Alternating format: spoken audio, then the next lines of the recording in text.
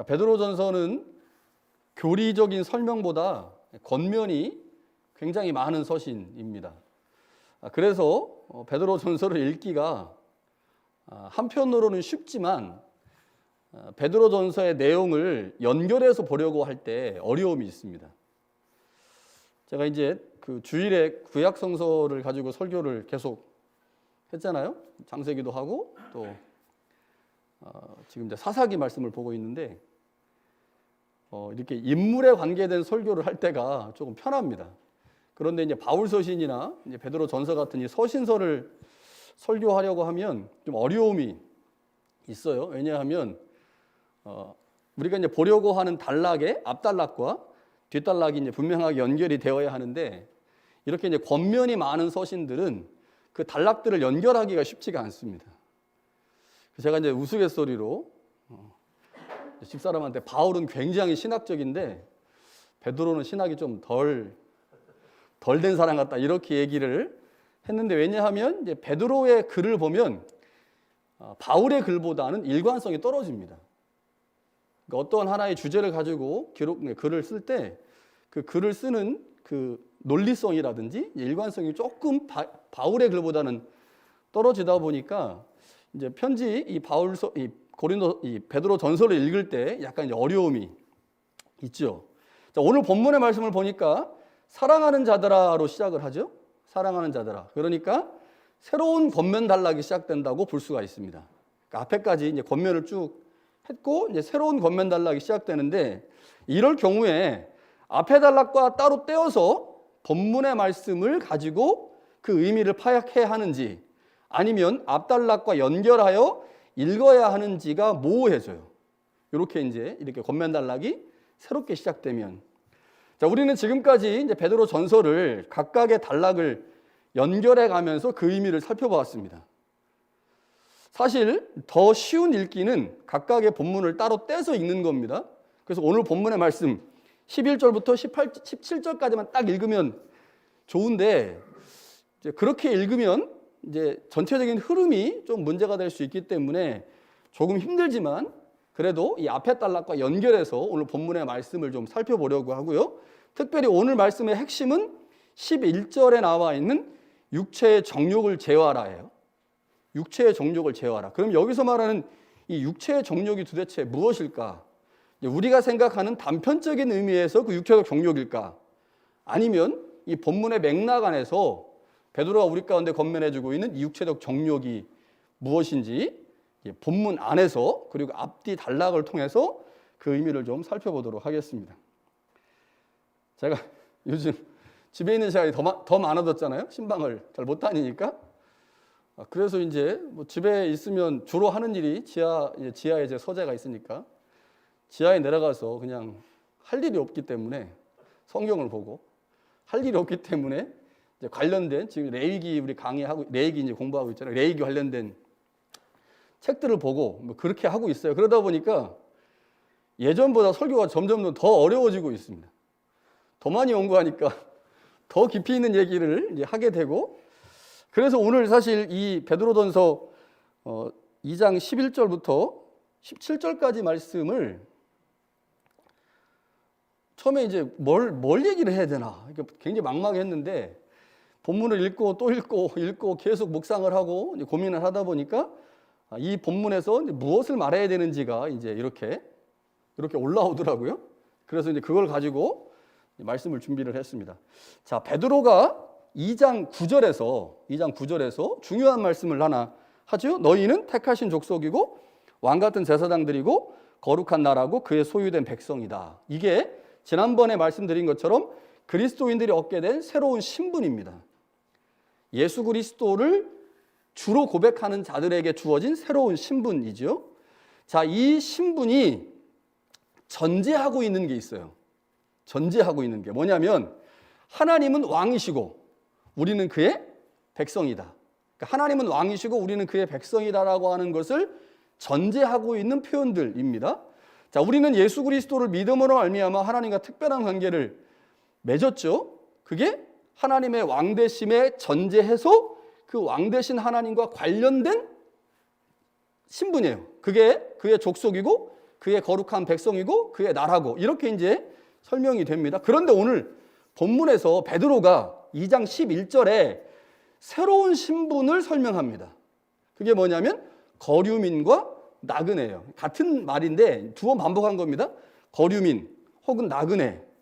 자, 그런데 9절에서 말씀한 이 택하신 족속, 거룩한 나라, 그의 소유된 백성이라고 하는 우리의 신분과 11절에서 설명하고 있는 거류민과 나그네라고 하는 신분이 잘 안 어울려요.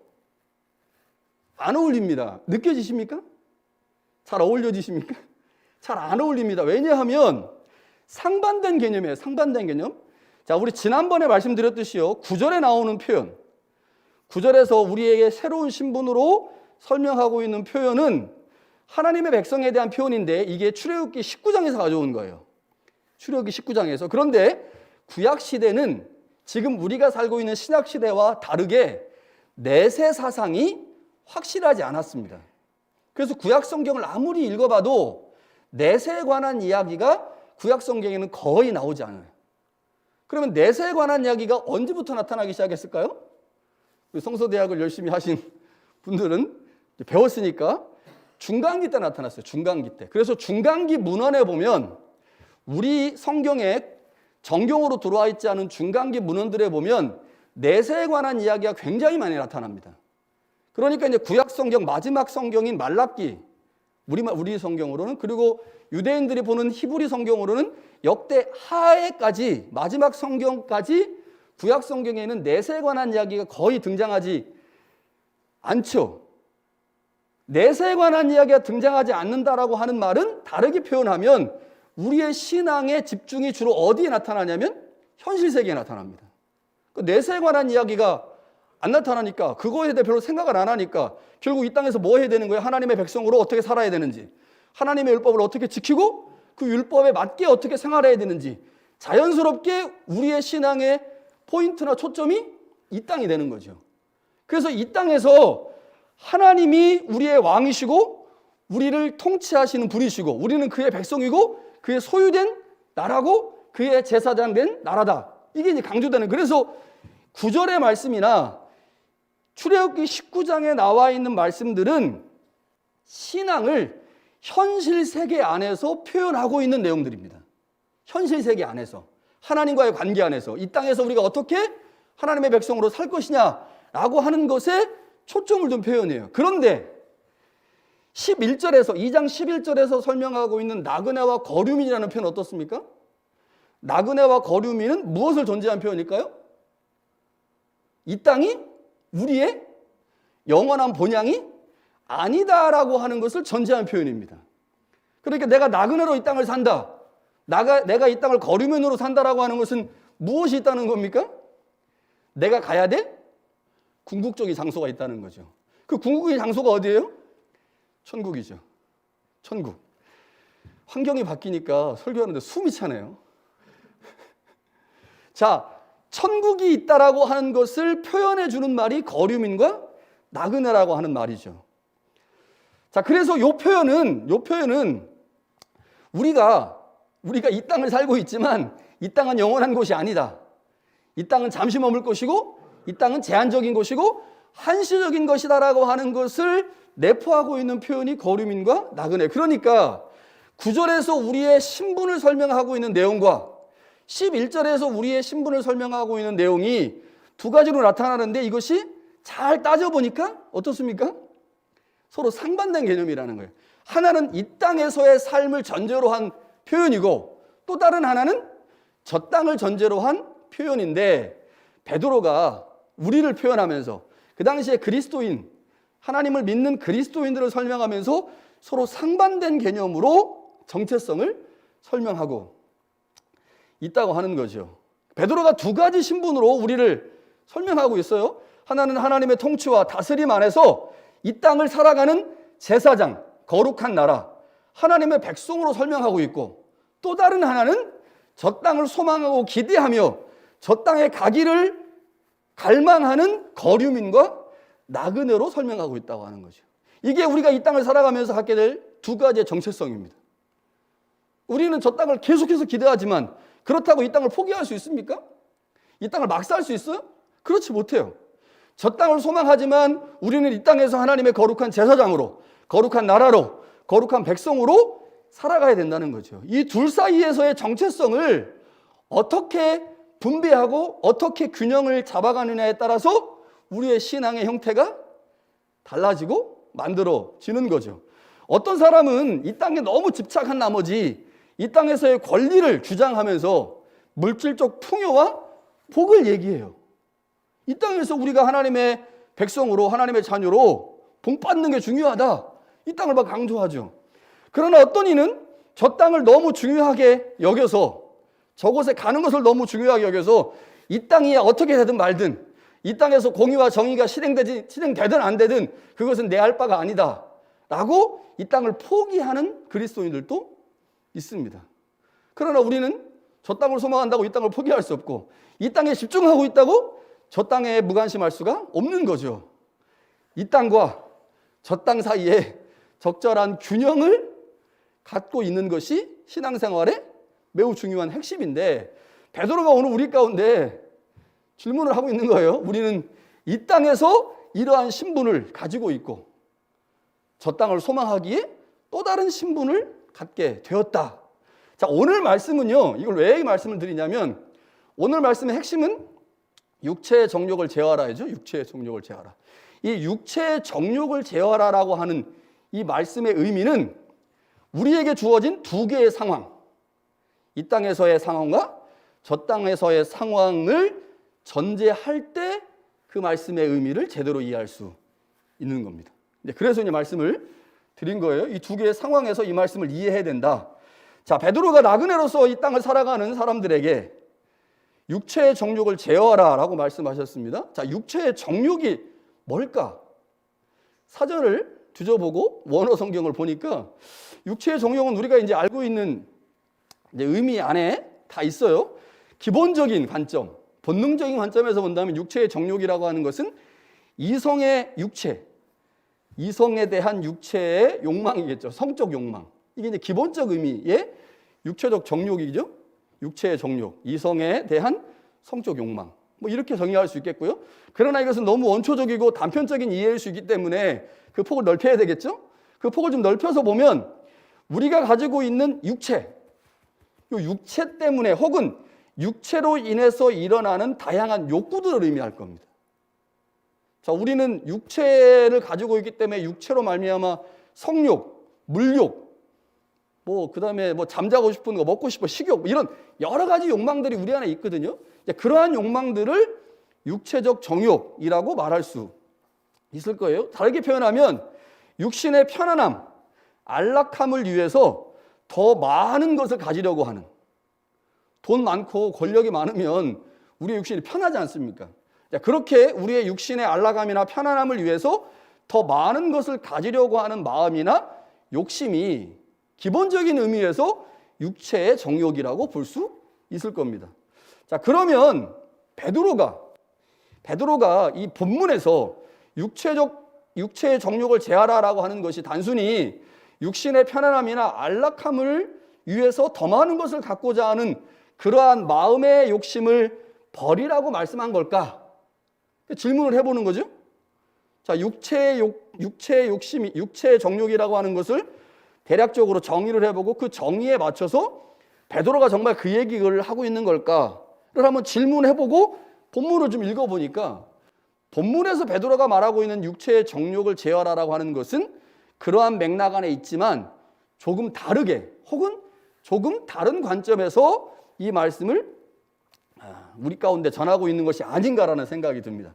자, 육체의 정욕을 제어하라는 말씀을 이해하려면 앞뒤에 나와 있는 단어들을 좀 봐야 돼요. 첫 번째는 11절에 육체의 정욕을 제어하라 앞에 뭐라고 되어 있냐면 영혼을 거슬러 싸우는 이라는 표현을 사용하고 있어요. 영혼을 거슬러 싸운다. 12절에는요 행실을 선하게 가져라고 되어 있어요. 자, 여기 육체의 정욕을 제어하라 앞에 영혼을 거슬러 싸우는 육체의 정욕 이렇게 되어 있고요.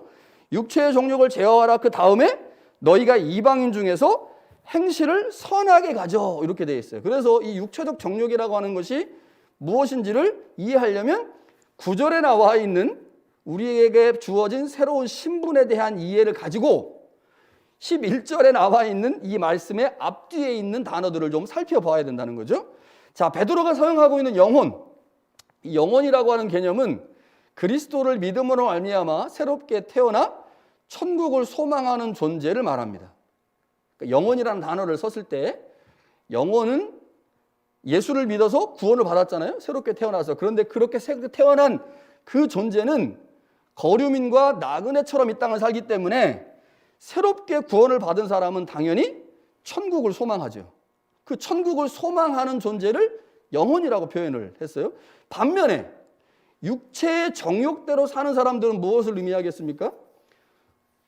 예수를 믿기 이전의 상태, 혹은 예수를 믿기는 했으나 앞에서 베드로가 설명하고 있는 것처럼 나그네와 거류민으로 살아가는 것이 무엇인지를 제대로 이해하지 못하는 사람, 이렇게 이제 이해할 수 있겠죠. 자, 우리가 이제 바울의 편지에서도 여러 군데서 확인할 수 있는데, 우리가 그리스도로 말미암아 구원을 받았다고 해도요, 우리가 부활하여 새로운 육체를 얻을 때까지는 우리는 끊임없이 육체와 싸워야 됩니다. 육체의 정욕과 싸워야 돼요. 자, 우리가 예수 그리스도께서 십자가에서 죽으실 때 함께 죽었죠. 함께 우리의 육신을 못 박았습니다. 그래서 우리의 육신의 정욕이 죽었어요. 그런데 육체가 죽었다 할지라도 우리의 육체는 옛날에 못된 죄의 습성을 여전히 가지고 있기 때문에 우리의 육체를 그리스도와 함께 매일 죽이지 않으면 죽었다 살아나고 죽었다 살아나고 죽었다 살아나는 게 우리 육체입니다. 그래서 우리는 무엇을 소망합니까? 부활체로 소망하는 거예요. 죄를 경험하지 않은 새로운 몸을 입어야만, 죄를 경험하지 않았기 때문에 죄의 습성으로 빠지지 않는 거예요, 그 몸이. 그런데 우리의 몸은 죄의 습성에 한번 길들여졌던 몸이기 때문에 아무리 우리가 예수 그리스도의 십자가에 죽을 때 우리의 몸을 함께 거기에 달려 죽게 해도 죽었던 우리의 몸이 다시 살아나가지고 또 죄를 짓고 또 살아나서 또 죄를 짓고, 그래서 바울이 고백하는 겁니다. 나는 날마다 죽는다. 날마다 죽지 않으면 우리의 육체는 계속해서 살아나는 거죠. 그래서 구원받은 우리는 계속해서 죄의 습성과 싸워야 됩니다. 그러니까 육체의 정욕을 가지고 있다고 하는 것은 내가 예수님을 믿긴 하는데 육체가 원하는 대로, 육체가 편한 대로 그냥 살도록 방치하는 상태, 그것이 바로 육체의 정욕대로 사는 사람이죠. 그러니까 여기 육체의 정욕이라고 하는 것이 예수 믿기 이전의 상태일 수도 있지만, 다르게 표현하면 예수님을 믿기는 하지만 하늘에 대한 소망이 없어서 이 땅을 자포자기로 살거나 하늘에 대한 소망이 없어서 내가 하고 싶은 대로 살아가는 사람의 전형을 보여주는 것이 육체의 정욕대로 사는 사람이라고 말할 수 있는 거죠. 자, 베드로가 12절에서요, 구원받은 삶의, 그리스도인의 삶의 모습을 뭐라고 표현하냐면 행실을 선하게 하는 자다라고 표현합니다. 행실을 선하게 하는 자. 자, 이 표현이 육체의 정욕과 연결이 되는데요. 자, 우리가 행실을 선하게 해야 되는 이유가 뭘까요? 행실을 선하게 해야 되는 이유. 자, 그 뒤에 말씀들 12절, 13절의 말씀을 쭉 보면 우리의 행실로 인해서 하나님께 영광을 돌리려고, 우리가 선한 행실을 하게 되면 그 행실이 하나님 앞에 영광을 돌리는데, 우리는 이 땅을 살면서 누군가로부터, 예수를 안 믿는 사람, 그들로부터 박해를 받잖아요. 그런데 내가 박해를 계속 받고 있는데 계속해서 그럼에도 불구하고 선하게 살아요. 선하게 살면 박해하는 사람들이 포기하는 거예요. 야, 저 사람은 진짜 예수 믿는 사람이다. 야, 저 사람의 영혼이 구원받았고, 야, 저 사람 정말 믿는 하나님이 대단하긴 하다라고 하면서 우리가 지속적으로 선한 행실을 하게 되면 나를 박해하는 사람이 그 박해를 포기할 뿐만 아니라 하나님께 영광이 된다는 거죠. 그러니까 베드로가 말하는 육체의 정욕을 제어한다라고 하는 것은 구체적으로 말하면 선한 행실을 지속해 나가는 것입니다. 이게 무엇을 의미하느냐? 하나님의 백성으로 사는 거예요. 이제 2장 9절에 베드로가 말하기를 너희는 택하신 족속이다, 하나님의 거룩한 나라고 백성이다라고 말을 했잖아요. 그러니까 내가 육체의 정욕대로 산다라고 하는 것은 이 땅을 내가 내 하고 싶은 대로, 내 마음대로 살아가는 거예요. 육체가 이끌리는 대로 그냥 마음대로 막 살고 싶은 대로. 그러면 사람들이 뭐라고 하겠어요? 야, 저거 예수 믿는다면서 지 하고 싶은 대로 다 하며 사네. 저게 무슨 예수쟁이야 라고 말하겠죠. 그런데 내가 예수님을 믿기 때문에 선한 행실을 계속 쌓아가는 거예요. 그 선한 행실이 결국 무엇을 의미합니까? 이 땅에서 하나님이 우리의 왕이시고 우리는 그의 백성이고 그의 소유된 자이기 때문에 하나님의 백성답게 이 땅을 살아가야 된다. 그러면 이 땅의 질서도 지키고 이 땅의 제도와 법도 지키면서 살아가겠죠. 그렇게 이 땅에서 나에게 주어진 역할들을 잘 감당하면서 선하게 살아가는 것은 내가 하고 싶은 대로 살아가는 게 아니잖아요. 내가 A라고 하는 것을 하고 싶어. 그런데 나는 하나님의 백성이기 때문에 하나님이 선택한 사람이기 때문에 A라는 대로 살지 않고 B라는 대로 살아요. 그런데 그 B라는 대로 사는 것이 세상의 법과 질서를 무시하면서가 아니라 교통법도 잘 지키고 세금 잘 내고 사람 등 안 쳐먹고 착한 일 하면서 살아가는 거예요. 이것은 내가 하고 싶은 방식대로 살아가는 게 아닌 이 땅이 원하는 방식대로 살아가는 거죠. 그것을 하나님께서 뭐라고 말씀하시냐? 선한 행실로 살아간다는 거죠. 이게 결국 하나님의 백성으로 하나님의 백성답게 이 땅을 살아가는 것이, 다르게 표현하면 네가 네 몸 하고 싶은 대로 살아가는 게 아닌 정욕대로 살아가는 것이 아니다라고 말씀하신다는 거죠. 우리의 인생의 주인이 우리가 아니잖아요. 그런데 마치 우리가 우리의 인생의 주인인 것처럼 내가 내 하고 싶은 대로 살아가는 것이, 그게 뭐예요? 육체의 정욕대로 살아가는 겁니다. 반대로 육체의 정욕을 제어하는 건요, 내가 이 땅을 살아가지만 하나님이 세우신 법과 질서 안에서 살아가는 거예요. 그래서 13절에 뭐라고 되어 있습니까? 인간의 모든 제도를 주를 위하여 순종해라. 여러분, 이 땅에 있는 이런 민주주의, 캐나다의 국가의 이런 법과 이런 질서들이 뭐 큰 틀에서 본다면 하나님이 만드신 걸 수 있잖아요. 그래서 우리는 이 법과 질서를 준수해가며 살아갑니다. 여기서 말하는 질서라고 하는 것은 이 사회가 움직여지기 위해서 내가 한 그 공동체의 구성원으로 역할을 하는 거죠. 사람들이 막 돈 좋아하니까 나도 돈 좋아하며 살아야지, 이거는 세상의 질서를 따라가는 거, 그건 아니고 이들이 만들어 놓은 법을 지키면서 살아가는 것이 우리 가운데 필요해요.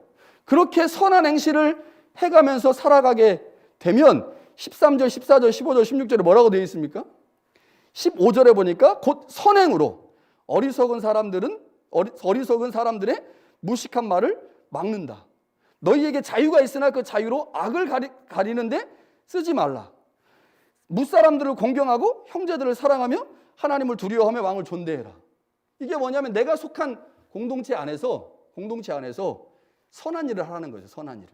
그러니까 13절부터 17절까지는 내가 속한 공동체 안에서의 선한 일을 의미하는 것이고, 12절은요 개인적이고 사적인 차원에서 다른 사람과의 관계에서 선한 일을 하라는 거죠. 그 선한 일이 곧 무엇과 연결되느냐? 11절에 설명하고 있는 육체의 정욕과 연결된다는 거죠. 여러분, 그리스도인은 내가 하고 싶은 대로 사는 사람들이 아닙니다. 내가 원하는 대로 사는 사람들이 아니죠. 하나님의 질서 안에서 그 질서를 따르며 순종하는 사람들이고, 내가 속해 있는 공동체와 국가의 법과 규칙을 따르며 사는 사람들이죠. 이게 곧 뭐로 표현된 거예요? 선행이라고 하는 것으로 표현됐는데, 이 선행이라고 하는 것의 기본 전제는 내가 하고 싶은 대로 사는 게 아닌 내가 속한 하나님 나라의 공동체, 그리고 내가 속한 국가라고 하는 공동체, 교회라고 하는 공동체, 지역사회라고 하는 공동체가 요구하는 대로 거기에 맞는 법과 질서를 따라가며 사는 것을 의미하는 거죠. 이것이 바로 베드로가 지금 설명하고 있는 육체의 정욕을 제어하라입니다. 그러니까 육체의 정욕을 제어하라는 말은 육체가 하고 싶은 대로, 내가 하고 싶은 대로, 내가 원하는 대로의 삶을 살지 말고 하나님이 원하시는 대로, 그리고 이 지역사회가, 이 국가가 나에게 요구하는 것을 지키며 살아가는 것을 의미한다고 볼 수가 있는 거죠. 여러분, 우리는 예수 그리스도가 이 땅에 오실 때까지 어찌 됐든 간에 육체적 정욕을 제어하면서 살아야 됩니다. 육체의 정욕을 제어하면서 살아야 돼요. 육체의 정욕을 제어한다는 것은 내 마음대로 살지 않겠다라고 하는 것을 의미합니다. 내 마음대로 살지 않겠다. 교회 생활 내 마음대로 하겠다. 기도는 열심히 하고 성경은 열심히 읽는데 지 마음대로 살아. 교회 와서 목사 말도 안 듣고 당회 말도 안 듣고 다른 교회 어른들의 말도 안 듣고 지 하고 싶은 대로 있어요. 근데 보니까 기도는 열심히 해. 성경도 열심히 읽어. 그런데 말을 안 들어요. 지 하고 싶은 대로 해. 그게 육체적 정욕대로 사는 겁니다. 나는 하나님 나라의 백성이야. 그러니까 하나님 나라의 질서를 따르는 사람이야. 그러니까 이 땅에 있는 국가의 법과 제도는 나한테 큰 의미가 없어. 나는 내가 하고 싶은 대로 살 거야. 막 법도 어기고 막 세금 막 삥땅 치고 막 그렇게 살아. 그게 뭐예요? 그게 육체의 정욕대로 사는 겁니다. 그러니까 요 11절의 말씀이 육체의 정욕을 제어하라. 요 말씀만 갖다 보면 우리의 육적인 성욕이나 육신의 욕심을 의미하는 것으로 볼 수 있지만 이 말씀을 앞에 있는 9절과 12절부터 17절의 문맥에서 보면 육체의 정욕을 제어한다는 말은 결국 내가 하나님의 백성으로 이 땅에서 선한 일을 하며 좋은 영향력을 미치며 살아가는 것이 곧 육체의 정욕을 제어하는 삶이구나 라고 알 수 있게 되는 거죠. 우리 어떻게 살아야 되겠습니까? 이 땅을 어떻게 살아야 되느냐? 육체의 정욕을 제어한다라고 하는 것이 무엇을 의미하느냐? 내가 속한 공동체에 필요한 사람이 되는 겁니다. 내가 속한 공동체, 교회 공동체에 필요한 사람이 되는 거예요. 그래서 교회가 어떤 필요를 우리 가운데 말할 때 그 필요에 맞게 행동하는 거죠. 그 말은 곧 내가 하고 싶은 대로 이 땅을 살지 않겠다는 거죠. 그게 교회 안에서든 하나님 나라의 백성 안에서든 아니면 캐나다라고 하는 나라 혹은 한국이라고 하는 나라 안에서 한국이 원하는 사람으로 캐나다가 필요로 하는 사람으로 우리가 살아가게 된다고 하는 것이 결국 내가 원하는 대로 내 삶을 이끌지 않는 것이고 그것이 곧 육체의 정욕을 제어하는 삶이 된다고 하는 거죠. 우리는 이 땅에서의 삶뿐만 아니라 새로운 세상에서의 삶이 존재한다고 믿는 사람들입니다. 그렇기 때문에 그 땅을 소망하고 기대하고 바라면서 살아가죠. 저 땅을 소망하는 나그네와 거류민들은 반드시 자신이 원하는 방식대로 살면 안 됩니다. 하나님이 원하시는 방식대로 살아야 되고 내가 살아가고 있는 이 국가가 필요로 하는 방식대로 살아가야 한다는 거죠. 그렇게 되는 것이 하나님이 원하시는 삶이고 그것이 곧 육체의 정욕을 제어하는 우리의 현재의 삶에서 육체의 정욕을 제어한다고 하는. 그러니까 이걸 너무 나는 내가 너무 개인적이거나 사적인 영역으로 끌어들여 가지고 육체의 정욕을 사적인 영역 안에서만 이해하시면 안 돼요. 기독교가 지금 이렇게 문제가 되고 어렵게 된 이유가 뭐냐면 기독교가 너무 공적 영역에서의 역할을 포기해 버렸어요. 기독교에게는 공공성이 있거든요. 공적인 역할을 기독교가 반드시 해야 되는데 그렇지 않고 모든 신앙의 영역을 사적으로 가져와 가지고 나와 하나님 관계에서만, 그러니까 이 정욕을, 육체의 정욕을 제어하라는 말을 사적인 영역 안에서 내가 하나님과의 관계 안에서만 일어나는 것으로 이해하다 보니 오해가 되는 거죠. 그런데 여기서 말하는 이 육체의 정욕을 제어하라는 말은 사적인 영역 안에서 일어나는 일뿐만 아니라 내가 어떤 사람과 개인적인 관계 안에서 일어나는 일, 그리고 내가 속한 공동체 안에서 일어나는 일, 그리고 더 크게는 국가라고 하는 공동체 안에서 일어나는 모든 관계를 정의하는 말로 이 말씀을 이해해야 됩니다. 그렇게 이 말씀을 이해할 때 나는 내 마음대로 사는 사람이 아니고 하나님의 질서와 법을 따라 또 하나님께서 원하시는 대로 살아가야 되는 사람이구나. 그게 바로 육체의 정욕을 제어하는 삶이구나 라는 것을 그때 비로소 알게 되는 거죠. 그런 이 말씀을 잘 이해하시고 깨달아서 주님께서 원하시는 필요로 하는 그러한 사람들로 모두 세워줄 수 있기를 간절히 축원합니다.